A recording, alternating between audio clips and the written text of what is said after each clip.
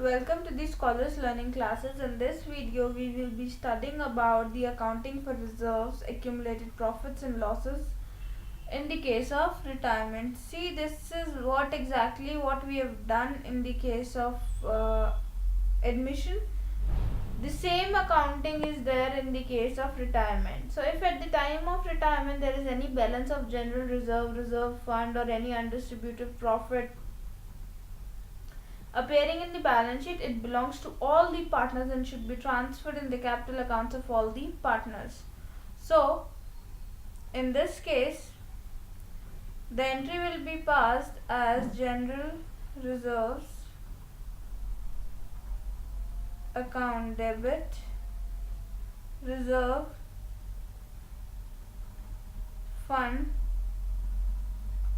account debit, profit and loss account credit balance debit to all partners capital account, in which ratio in their old profit sharing ratio. Right, now if there are any losses, how it is being done then? All partners capital account debit to profit and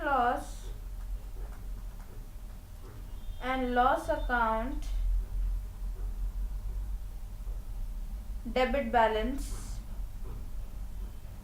in which ratio? In old ratio.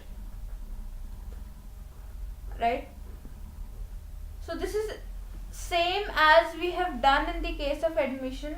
In admission, old partners were there. In retirement, all partners are there. All means the person who is retiring also will be included in it. I hope you have understood this. Please download our Scholars Learning app and enjoy the learning experience with us.